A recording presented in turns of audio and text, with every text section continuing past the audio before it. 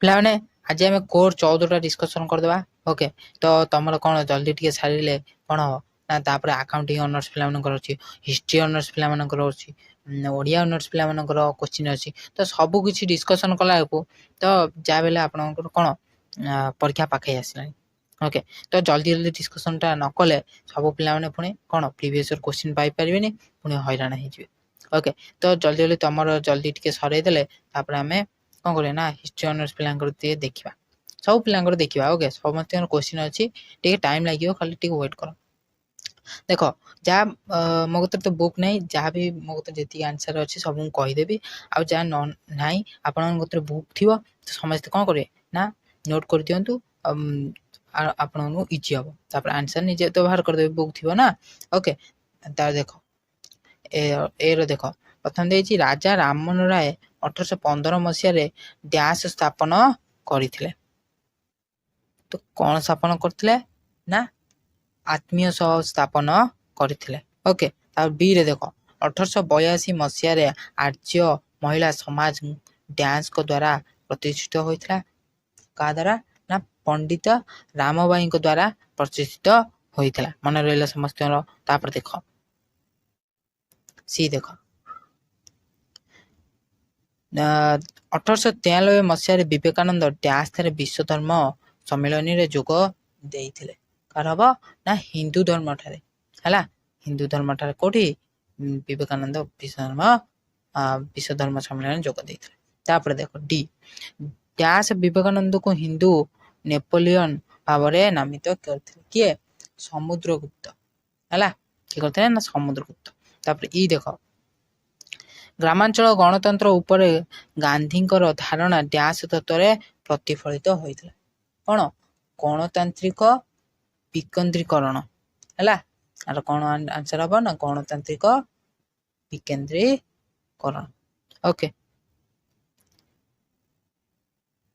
ତାପରେ ଦେଖିନିଅ ଏଇ ଏଫ୍ ତାପରେ ଯାହା ବି ଅଛି ତମେ ନିଜେ କରିଦେବ, କାହିଁକିନା ମୁଁ ତାର ଆନ୍ସର୍ ପାଇଲି ନାହିଁ। ଓକେ, ମୋ କତିରେ ବୁକ୍ ନାହିଁ, ତ ସେଥିପାଇଁ ତମେ ଟିକେ ଆଡ଼ଜଷ୍ଟ ଟିକେ କରିଦେବ ହେଲା। 1942 ମସିହାରେ ଡକ୍ଟର ଆମ୍ବେଦକର ଡ୍ୟାସ୍ ନାମକ ଗୋଟେ ଦଳର ଗଠନ କରିଥିଲେ। ତାପରେ ଦେଖ 1904 ମସିହାରେ କ'ଣ ଟାଗୋରଙ୍କ କୃତ ଡ୍ୟାସ୍ରେ ରାଜନୈତିକ ଦର୍ଶନ ସାରାଂଶ ଲିପିବଦ୍ଧ ଥିଲା। ଏସବୁ ଇମ୍ପୋର୍ଟାଣ୍ଟ କୋଶ୍ଚିନ୍ ହେଲା, ଇମ୍ପୋର୍ଟାଣ୍ଟ ମାରି ରଖ, ଲେଖି ରଖ। ଆଉ ବହୁତ ଜଲ୍ଦି ତମର କ'ଣ ହବ ନା ପରୀକ୍ଷା ପାଖେଇ ଆସିଲାଣି। ଓକେ, ତାପରେ ଦେଖ 1924 ମସିହାରେ ସବରକର ତାଙ୍କ ପୁସ୍ତକ ଡ୍ୟାସ୍ ପ୍ରକାଶିତ କରିଥିଲେ। ଆଇ କ'ଣ ଦେଇଛି ନା 1929 ମସିହାରେ ଡ୍ୟାସ୍ ଠାରେ ଅନୁଷ୍ଠିତ ଭାରତୀୟ ଜାତୀୟ କଂଗ୍ରେସ ଅଧିବେଶନରେ ଜବାହରଲାଲ ନେହେରୁ ସଭାପତି କରିଥିଲେ। ଏଇଟା କୋଉଠି ହବ ନା ଲାହୋର ଠାରେ ହେଲା। ଏଇଟା ମନେ ରଖିବ ଯେ କୋଉଠି, ଏଇଟା ଇମ୍ପୋର୍ଟାଣ୍ଟ କୋଶ୍ଚିନ୍, ସବୁ ଇମ୍ପୋର୍ଟାଣ୍ଟ କୋଶ୍ଚିନ୍ ହେଲା।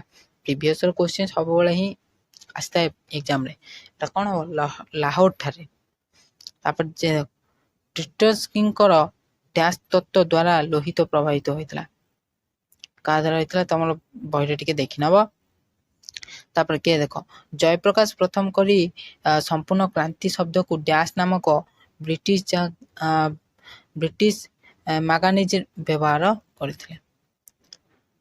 ଏଲରେ ଦେଖ 1947 ମସିହାରେ ଡ୍ୟାସ୍କୁ କ୍ଷମତାଚ୍ୟୁତ କରିବା ଜୟପ୍ରକାଶଙ୍କ ଅଭିଯାନର ଲକ୍ଷ୍ୟ ଥିଲା। ଏ ସବୁ ଯାକ ସର୍ଟ କୋଶ୍ଚିନ୍ ରହିଗଲା। ତାପରେ ଦେଖ 2 ମାର୍କିଆ ସବୁବେଳେ ଭଲ ରେଜଲ୍ଟ କରିବା ଉଚିତ, କାହିଁକିନା 2 ମାର୍କ ସବୁବେଳେ ଲେଖିବା ଉଚିତ। ଯେତିକି ବି ହଉ ଲେଖିବ, 2 ମାର୍କ ମାନେ ସେ କହିନି ଯେ କେତେଟା ଧାଡ଼ିରେ ଲେଖିବ କ'ଣ କରିବ ହେଲା। ଦେଖ ପ୍ରଥମ ଦେଇଛି ପ୍ରେସର ସ୍ୱାଧୀନତା ଉପରେ ରାମମୋହନ ଲୋହିଆଙ୍କ ମତ କ'ଣ? ପିତୃସତ୍ତା ତତ୍ତ୍ୱ ଉପରେ ପଣ୍ଡିତ ରାମବାଇଙ୍କର ମତାମତ କ'ଣ? ଏଭଳିଆ କୋଶ୍ଚିନ୍ ଆସିବ ହେଲା। ବିବେକାନନ୍ଦ ଆଦର୍ଶ ସମାଜ କ'ଣ? ବିବେକାନନ୍ଦଙ୍କ ଉପରେ ବି କୋଶ୍ଚିନ୍ ଆସିବ। ଗାନ୍ଧୀଜୀଙ୍କ କୁଟୀର ଶିଳ୍ପ କ'ଣ? ଇଏ ମଧ୍ୟ ଇମ୍ପୋର୍ଟାଣ୍ଟ କୋଶ୍ଚିନ୍। ୟାକୁ ସବୁ ମନେ ରଖିବ ନା, ଆଉ ନହେଲେ ଏବେଠୁ ଲେଖି ରଖ, କିଛି ଅସୁବିଧା ନାହିଁ।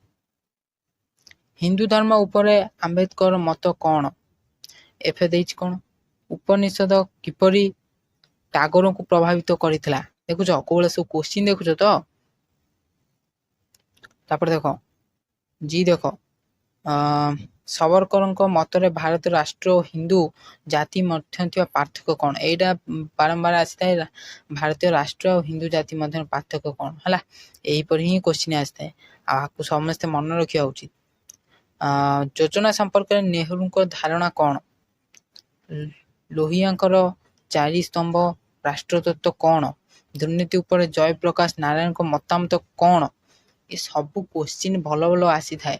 ଆଉ ତଥାପି ଯିଏ ପଢ଼ିଥାଏ ତାକୁ ଇଜି ଲାଗେ ହେଲା, ଆଉ ଯିଏ ନ ପଢ଼ିଥାଏ ତାକୁ ବହୁତ କଷ୍ଟ ଲାଗିଥାଏ ହେଲା। ତ ପିଲାମାନେ ସମସ୍ତେ ପଢ଼ିକିନି ଗଲେ ଇଜି ହିଁ ଲାଗିବ କୋଶ୍ଚିନ୍। ତାପରେ ଦେଖ 3 ମାର୍କିଆ ଆସିଗଲା। ଯାହା ହେଲେ 3 ମାର୍କିଆ କେହି ବି ହାତ ଛଡ଼ା କୌଣସି କୋଶ୍ଚିନ୍ କରିବେନି, ସବୁ ଲେଖିବେ, ଆସୁ ନ ଆସୁ ଅସୁବିଧା କିଛି ନାହିଁ। ଅଧିକାର ସମ୍ପର୍କରେ ରାମମୋହନ ରାୟଙ୍କ ମତ କ'ଣ? ପ୍ରଥମ ଗଲା। ତାପରେ ବି ଦେଖ, ନାରୀ ମୁକ୍ତ କ୍ଷେତ୍ରରେ ପଣ୍ଡିତ ରାମବାଇର ଭୂମିକା ସେଠି କ'ଣ ରହିଥିଲା ଲେଖିବ। ବିବେକାନନ୍ଦଙ୍କ ଉପରେ ପକେଇଛି, ଇମ୍ପୋର୍ଟାଣ୍ଟ।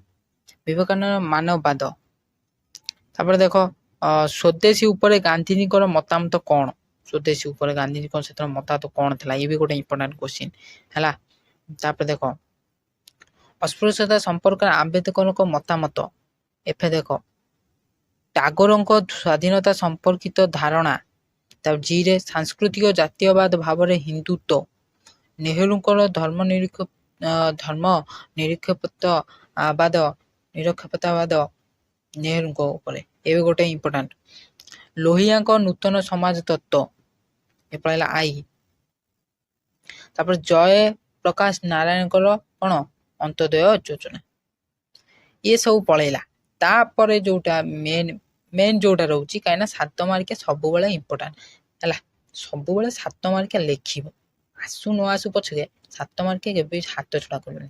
3 ମାର୍କିଆ ପଛେ ଗୋଟେ ଛାଡ଼ିଦବ, କିଛି ଅସୁବିଧା ନାହିଁ, 7 ମାର୍କିଆ ସମସ୍ତେ ଲେଖିବା ଉଠିବ। ଜଣେ ସଂସ୍କାରକ ଭାବରେ ରାଜା ରାମମୋହନ ରାୟଙ୍କ ଭୂମିକା ଆଲୋଚନା କର। ଏ ବଢ଼ିଆ ଇମ୍ପୋର୍ଟାଣ୍ଟ କୋଶ୍ଚିନ୍ଟି, ଆକୁ ଲେଖି ରଖ। ସ୍ୱାମୀ ବିବେକାନନ୍ଦ ଜଣେ ପ୍ରକୃତ ଜାତୀୟବାଦୀ ଥିଲେ, ତା ପ୍ରତିପାଦନ କର। ସ୍ୱାମୀ ବିବେକାନନ୍ଦ ଉପରେ ତମେ ଲେଖିପାରିବନି, ଲେଖିବ ନା। ଆଉ କ'ଣ ପଢ଼ିକିନି ଯିବ, ସ୍ୱାମୀ ବିବେକାନନ୍ଦ କ'ଣ କରୁଥିଲେ କ'ଣ ନାହିଁ ତାକୁ ଲେଖିଦେବ, ବାସ୍ ସଇଲା। ତାପରେ ଦେଖ 5 ନମ୍ବର, ସ୍ୱରାଜ ଉପରେ ଗାନ୍ଧୀଙ୍କର ମତାମତ ପରୀକ୍ଷା କର। ତାଙ୍କ ଗାନ୍ଧୀଙ୍କର ମତାମତ ସେଥିରେ କ'ଣ ଥିଲା, ତମ ବହିରେ ଥିବ, ଦେଖିବ, ଆରାମସେ ଲେଖିବ। ବି.ଆର୍. ଆମ୍ବେଦକର ସମାଜ ନ୍ୟାୟର ପରିବର୍ତ୍ତକ ଥିଲେ, ପରୀକ୍ଷା କର। ଆମ୍ବେଦକରଙ୍କ ଉପରେ ବି କିଛିଟା ଲେଖିବ କି ନାହିଁ। ଆଚ୍ଛା, ତାପରେ ଦେଖ ଜାତୀୟବାଦ ଉପରେ କ'ଣ? ଟାଗୋରଙ୍କ ମତାମତ ଆଲୋଚନା କର। ତା ଅରେ ଦେଇଛି କ'ଣ? ସରବରଙ୍କର ହିନ୍ଦୁତ୍ୱ ତତ୍ତ୍ୱ ପରୀକ୍ଷା କର। ଯଦି ବି ତମକୁ ଗୋଟେ ଆସୁନି, ଏଟା ଆସୁନି, ତ ଏଟା ଲେଖିବ, ଆଉ ଏଟା ନ ଆସିଲେ ଏଟା ଲେଖିବ। ଅର୍ଥ ସବୁ ଦେଉଛି ନା। 7 ନମ୍ବର ଦେଖ, ସମାଜବାଦ ଉପରେ ଜବାହରଲାଲ ନେହେରୁଙ୍କ ମତାମତ ଆଲୋଚନା କର। ଏଟା ସବୁବେଳେ ଆସିଥାଏ, ଇମ୍ପୋର୍ଟାଣ୍ଟ, ଆକୁ ସମସ୍ତେ ମନେ ରଖିବ ହେଲା। ଜୟପ୍ରକାଶ ନାରାୟଣଙ୍କ ସମ୍ପୂର୍ଣ୍ଣ କ୍ରାନ୍ତି ତତ୍ତ୍ୱ ବୁଝାଇଲା, ଏଇ 2ଟା ପଢ଼ିକି ଯିବ, ଏଟା ସବୁବେଳେ ଆସିଥାଏ, ଏ 2ଟା। ତା ଅରେ ଯୋଉଟା ପକେଇଛି, ଏଟା ଅରେ ନ ପକେଇ ପାରେ, ଅଲଗା କୋଉଠି ପକେଇ ପାରେ ହେଲା, ଆକୁ ସମସ୍ତେ ପଢ଼ିକି ଯିବ। ତ ଇଏ ପଳେଇଲା କୋର୍ସ 14, ଆଜି ଆମେ ଡିସ୍କସନ୍ କରିଦେଲୁ। ଓକେ, ନେକ୍ସଟ ଭିଡ଼ିଓରେ ଆମେ ଆଉ କିଛି ଡିସ୍କସନ୍ ବି କରିବା। ଆଉ ଯେଉଁମାନଙ୍କର ହିଷ୍ଟ୍ରି ଅନର୍ସ କି ଓଡ଼ିଆ ଅନର୍ସ ସବୁ ପିଲାମାନଙ୍କର କୋଶ୍ଚିନ୍ ଅଛି, ଡିସ୍କସନ୍ ହେବ। ଆଉ ଆଜି ପାଇଁ ଥିଲା ଏତେ ଭିଡ଼ିଓ। ଯଦି ଭିଡ଼ିଓଟି ଭଲ ଲାଗିଥିବ ତାହେଲେ ଭିଡ଼ିଓକୁ ଲାଇକ୍ କରିବେ, ଚ୍ୟାନେଲକୁ ଏଇଭଳି ଆଗକୁ ଭିଡ଼ିଓ ଦେଖିବା ପାଇଁ ଚ୍ୟାନେଲକୁ ସବସ୍କ୍ରାଇବ୍ କରିବେ। କିଛି ବି ଡାଉଟ୍ ଥିବ ତାହେଲେ ଟେଲିଗ୍ରାମରେ ଜଏନ୍ ହୋଇକି କମେଣ୍ଟ ସେକ୍ସନରେ କହିବି ପାରେ। ଓକେ, ବନ୍ଦେ ମାତରମ୍, ଜୟ ହିନ୍ଦ, ବନ୍ଦେ ମାତରମ୍।